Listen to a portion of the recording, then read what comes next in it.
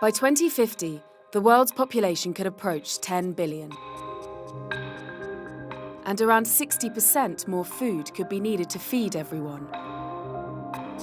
The environmental impacts of the food system are daunting. It's responsible for about a quarter of all greenhouse gas emissions. It uses about 70% of all freshwater resources, and it occupies about 40% of the Earth's land surface. Food-related emissions could increase to 50% by 2050 and fill up the total emissions budget that we have in order to avoid dangerous levels of climate change. Interest in vegan food has been booming across the rich world. A major study has put the diet to the test, analysing an imagined scenario in which the world goes vegan by 2050. If everybody went vegan by 2050, we estimated that the food-related greenhouse gas emissions could be reduced by 3/4. Cows are the biggest emission contributors. Bugs in their digestive system produce methane, and deforestation for their pasture releases carbon dioxide. These gases warm the planet. If cows were a country, they'd be the third largest greenhouse gas emitter. I'm a 9th-generation farmer in this area. I grew up on a farm with cows and fattening bulls. Jaap Korteweg comes from a long line of farmers in the Netherlands. My goal is to be the biggest butcher in the world. We do it for meat lovers, but if you don't like meat, don't buy our products. But he's now a butcher with a difference. I'm the vegetarian butcher. We are hooked on the taste of meat. So the only way to change it is to develop products with the same experience without an animal. We can produce beef as big as a front door with the right texture of real beef. The equipment we used in our plant-based plant is the same as in a meat factory. The only difference is there was no blood on the floor. Jaap made the switch to plant-based meat 11 years ago. He now ships to 17 countries with annual sales of 20 million euros. The ingredients we use are different. We use soy, we use lupin, we use wheat, we use peas. We look to the meat product we want to copy and look for the right ingredients to get the same experience. Farmed animals are land hungry.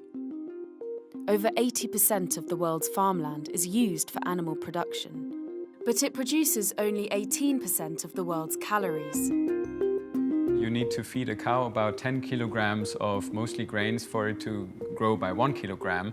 For pigs, that's about 6 kilograms, and for chicken, 3 to 4 kilograms. So a lot of food is wasted as feed for animals that we would then eat.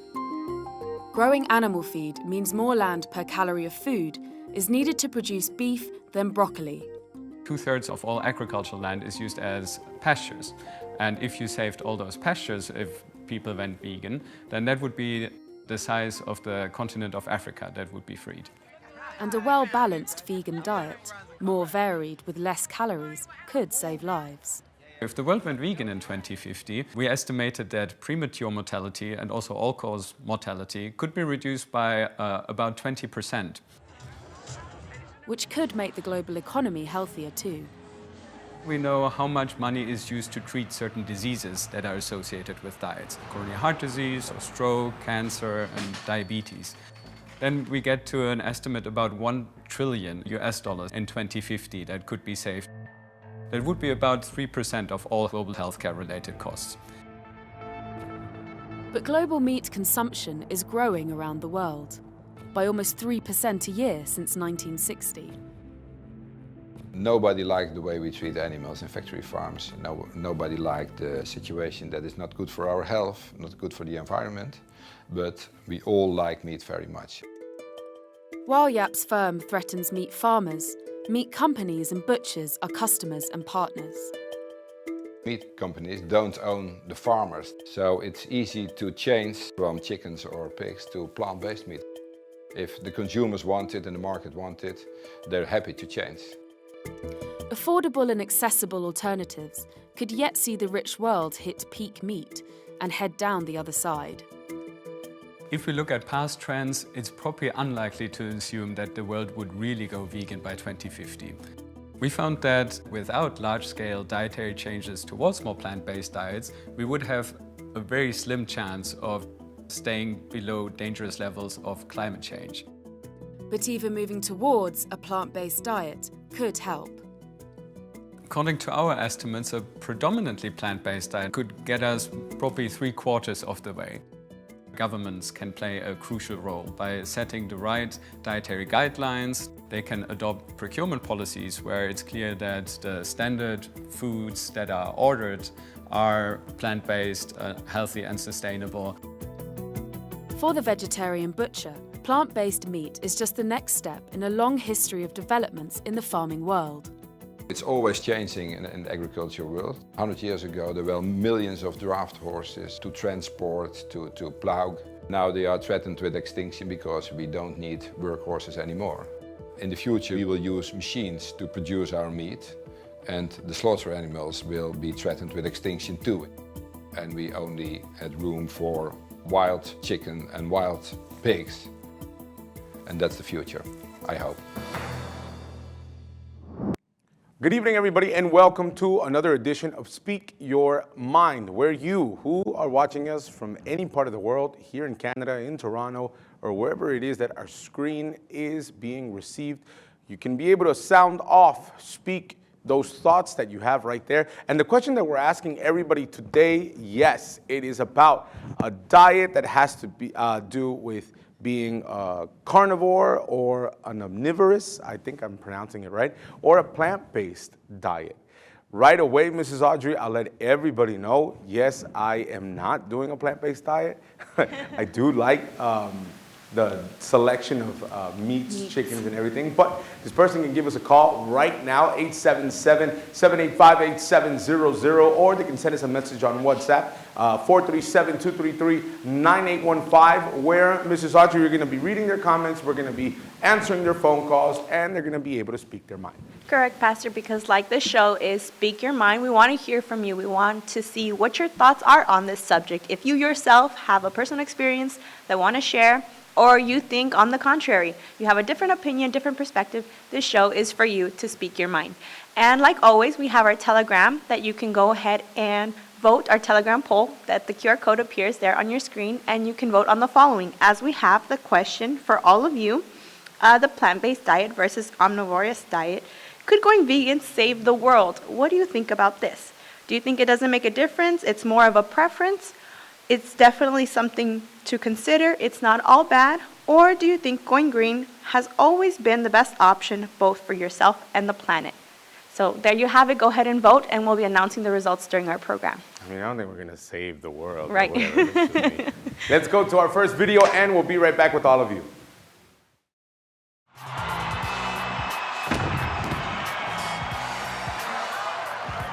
Kendrick Farris was the only male weightlifter to represent the United States at the 2012 and 2016 Olympic Games. Olympic-style weightlifting is going from the ground to overhead in one or two explosive movements, the most explosive movements that can be done.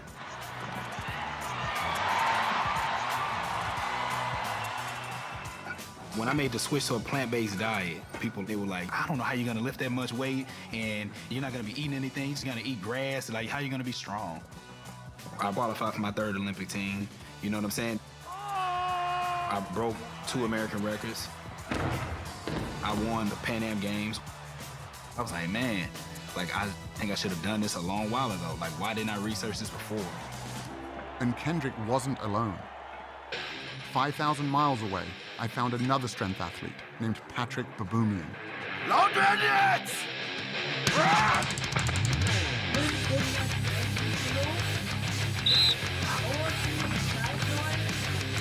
Patrick is one of the strongest men on the planet, with multiple world records, including the front hold, the keg lift, and the log lift.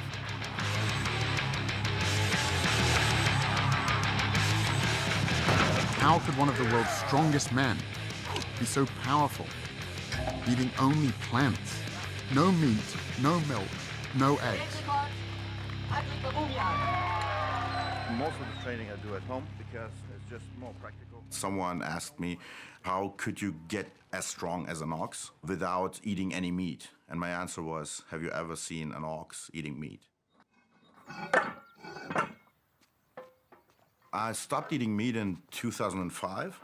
Up to that time, I was 105 kilo, and now I'm 130 kilos. Also at the same time, I set like 4 world records. So when I stopped eating meat, I got stronger and bigger. Okay, so I just go under here. Okay, yeah.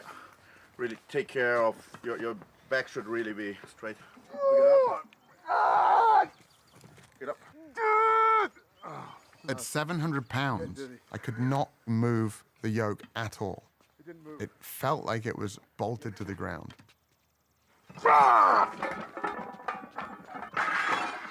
And that was just his warm-up weight. It's hard to fathom how strong Patrick really is. It's almost superhuman.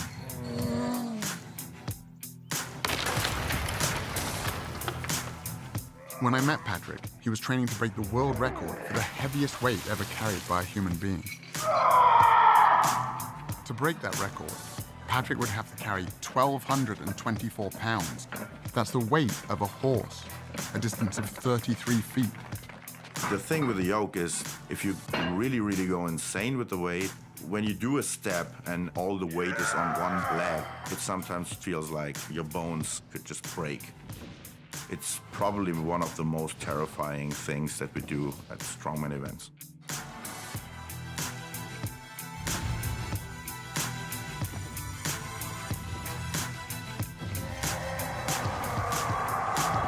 Here we go!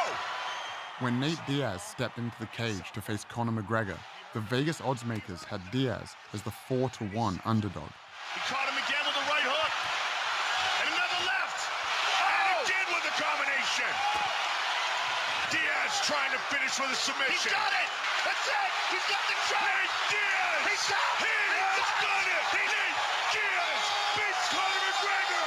Oh, my goodness. Nate Diaz, he just shook up the world. How's that feel? Hey, I'm not surprised, motherfuckers. It's a bitter pill to swallow. It was simply a battle of energy in there, and he got the better of that. So 9 days out from the fight, I started eating 2 steaks a day, and it just came back to bite me on the ass, you know? This was the greatest upset in UFC history, and it turned out Nate wasn't the only plant-based fighter out there.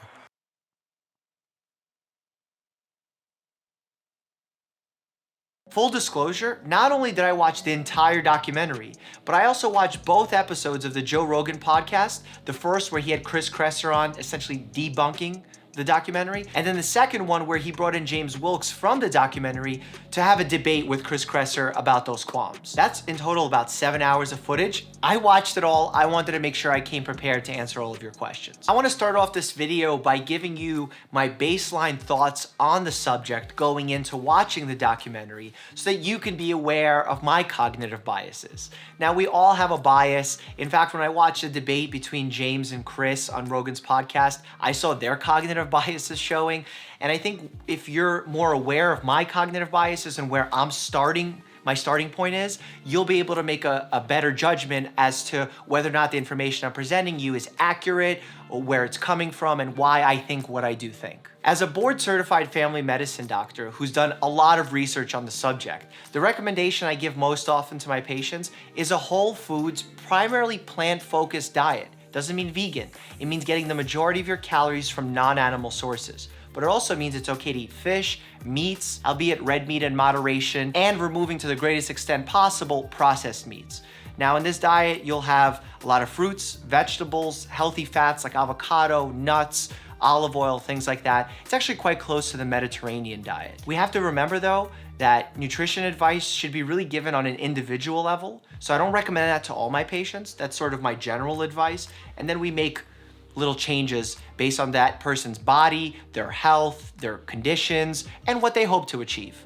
So while I've never explicitly recommended the vegan diet to somebody, if a patient comes in and wants to, I make sure they do it to the best of their abilities, supplementing, blood testing, and making sure they're planning to get the right macronutrients. Let's get into my thoughts before we jump into the questions. I'm really happy this documentary was made. It's debunking a lot of the myths we've been propagating for such a long period of time. Like, we need to eat a certain amount of meat in order to put on muscle. A lot of these have been proven to be untrue, and I'm happy that this documentary is putting it out there. In fact, I'm happy that we're discussing nutrition. We're actually learning about what constitutes good research, why we're so misled with the certain headlines that we see in media. I love that we're discussing this. I mean, this video, Rogan's video, the documentary itself, all the response videos, this is all healthy debate that we need to do more and more often in nutrition so that we can raise the bar on the type of research we're doing. We can actually make a meaningful impact on the future generations with nutrition research. That being said, the science of the documentary is pretty solid. All the facts are well stated. There's sources for everything that appear on screen. I love that. In fact, in a lot of my videos, I try and put links for further reading from major organizations like WHO, CDC, or if I'm referencing a specific study, I put that study in there as well. The one thing that I will say is I do feel it was made from an activist scientist standpoint. The reason I have to make that a point is they didn't present any counter arguments. And when you're making a documentary, I think it's in the documentary's best interest, if the documentary's interest is truth-seeking, to put all perspectives in there, at least the most common ones, so that we can, as viewers, decide for ourselves what's real, what's not. Now, the experts that they had in the film are credible experts. They're some of the leading experts in the world. But when you only have them speaking about it and no one else from the other side of this conversation, you're leaving a void in there, and it feels like it's been done intentionally from an activist standpoint. Now, I don't want to put blame on anybody or assume why that's being done. I just think that it would have been a more complete picture had we heard from the other side of the conversation about perhaps how much meat is healthy, is no meat healthy, and sort of get a little bit more details on that. Now, James Wilkes, who's the star and co-producer of the film, explicitly stated that his goal with the film wasn't to make everyone go vegan. It was to reduce the amount of animal products that they're taking. I love that goal. I think we should all be thinking about that, especially for the environment's sake. But what it feels like in watching this film and speaking to many people about it, my patients included, the vibe that everyone gets from watching it is that eating any amount of animal product is incredibly unhealthy. And we're gonna be getting into that as we move forward in this video, but I feel that if your goal was to send one message, but in reality or from a practical standpoint, you're sending a different message, I think something needs to be adjusted. When you're comparing animal food companies to tobacco companies, and we're talking about dangerous words like inflammation, cancer, and we're referencing that only in terms of animal products, you're essentially scaring people off in totality from it, at least in their minds. So we need to be really careful from not only are we presenting all the information factually, but also how is it being understood by the audience? And we're back with all of you. And if you don't know what movie he's talking about, it is the one called Game Changers. If I'm not mistaken, it should be streaming on Netflix. You can look it up on YouTube. Game Changers, which is a documentary that speaks about the benefits of switching to a plant-based vegan diet. But before we continue, I think I have a phone call. Let's see if we can connect a phone call. Miss Ivana, can you hear me? Yes, I can. Hello. How you doing, Miss Ivana? I'm doing good. How are you doing? Good, good. Ivana, I had this question in mind, and I think you fit perfectly in answering it. Do you think, comparing a meat-based diet and a plant-based diet, do you think us as people, we should stick to a regular diet that includes meat, or do you think we should make a switch because it brings more benefits for our health? I think that's a really good question, and I think that this question particularly is neither black or white. You know, for example, I think the real way to answer that is what you would define as a plant-based diet, because people have different definitions of a plant-based diet. You can go the completely vegan route. From what I've personally, I have tried the completely vegan route, and I've also tried what's called the 80-20% rule, which is 80% of the food you're eating is going to be plant-based. It's going to be coming from, you know, a plant source, and 20% can come from animal products or be animal-based, whether it be, chicken, beef, whatever protein source you want. And so depending on who you are and obviously what circumstances you're with and what overall you feel comfortable with, it would be best for you. Now, I do strongly believe that anyone and everyone, if they choose, can switch over to a plant-based diet, but ultimately that's the person's decision. You can make it fit to you. You don't have to go 100% one way or 100% the other. Everything in life is about balance. So.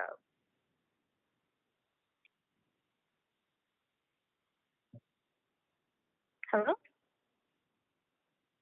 Ms. Savannah. Hello? Can you hear me? Yes. Can you hear me? Yes. You hear me? Yes. Perfect. Do you think people who make the switch, right, to a vegan diet, to a plant-based diet, do you agree with the following statement that those decisions are usually based on an activist mindset to protect the animals, or do you think it has to do more with your health? I think that in terms of going vegan, you would see a lot more activists going in there.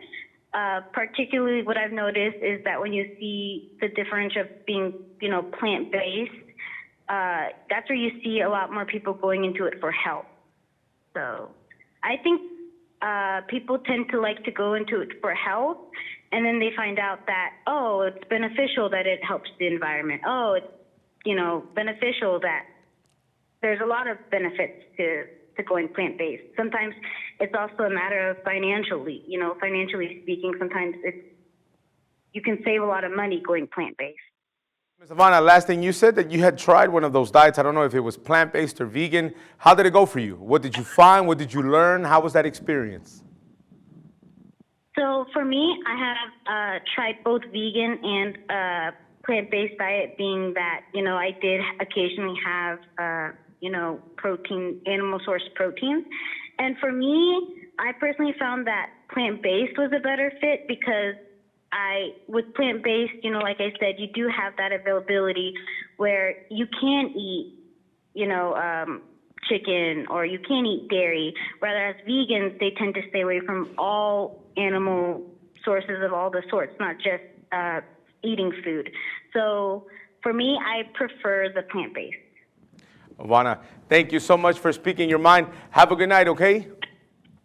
All right. Thank you so much. Take care. Mrs. Audrey, I think we have comments also that are coming in, correct? We do. We have Wesley that says like this: I did strict 18-month-long plant-only based diet, low protein, high carbs, low fat. My cardio workouts were very good, but I looked horrible because everybody was telling me so as well. I lost a lot of fat and muscle. My hair started to really shed, and I was becoming depressed and experienced a lot of mind fog, along with heart PVCs, which I no longer experience now that I'm off the plant-based diet. I learned a lot from this plant-based diet. I've learned to incorporate more plants and good vegetables in my diet now, but a little meat or whey protein now and again is a good idea. We also have Sarah that mentions like this, Pastor, from her experience as well. I went from practically vegetarian to strict carnivore. Acne gone, inflammation, joint pain gone, insulin resistance gone, headaches gone, overweight gone, IBS gone. I have much more energy and I feel pretty good. I think clearly all in 2 months. I won't argue with something I have experienced with my own eyes. So we have two different perspectives. Again, like we said here, everybody is free to choose what they prefer, and that's what it is, based off of experience, right, as we see here. Exactly. Thank you so much, Miss. Let's go to another video, and we'll be right back with all of you.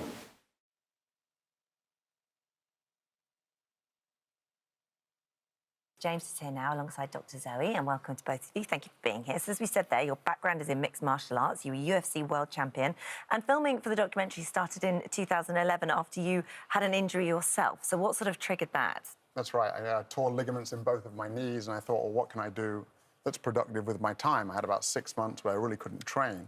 So I started digging into the peer-reviewed research on nutrition for optimal recovery and performance. And that's when I came across a study about the Roman gladiators. So scientists unearthed the bones analyzed it, and they could basically tell that they were eating almost exclusively plants. I thought, well, that can't be true, because you've got to eat meat and animal protein to be strong and healthy. Right. So I just started digging into the research and realized that I've really been lied to by the industry through marketing, through industry-funded research, and sort of switched the way that I eat. Some of our team have watched the documentary and have turned vegan, but you don't like the term vegan. It's plant-based, isn't it? A plant-based diet, not veganism. The vegan or vegetarian doesn't say what you're eating, it says what you're not eating, right? And so the most important thing from the research that our team has seen, and also is recognized by the world's leading health authorities, the World Health Organization, the Academy of Nutrition and Dietetics, the FAO, are all saying that we should be eating predominantly plant-based foods. So it's basically about getting the vast majority of your calories from whole plant foods. And so, just to explain, because when anybody gives an anecdote about the documentary, they always say, well, there's this bit with these 3 NFL players, and then one of them's given a burrito, and the other ones are eating plant-based food, and it has this big effect. So what were you testing for there? Well, there's a couple. So there was one with that looks at, it gets a little bit complex, called postprandial lipemia, but it basically means fat in the blood after you've eaten. So they draw you spin the blood in the vials. Why having blood like that? Yeah, so it actually, we couldn't show everything in a documentary, right? So there's a study been done for the last 22 years showing that when you have that lactescence, that milkiness of the blood, it reduces your endothelial function. The endothelium is the lining of your arteries that produces nitric oxide. And nitric oxide is a vasodilator, opens up your arteries, allows more oxygen, more nutrients to the muscles and organs. And of course, that's going to be better for athletic performance if you don't impair that function. It reduces that by 50% for up to 6 to 8 hours. One of your other tests is on erections. That's right. So it's actually the same principle. So the arteries to your penis are some of the smallest in the body. So we thought, well, there's a device that tests erections. Every night, a healthy male has 5 to 6 erections while they're sleeping. It's part of just normal function. And so we asked the lead delegate of urology for the American Medical Association, could we test this? And so that, this research has been done for 22 years, but not on erections with food.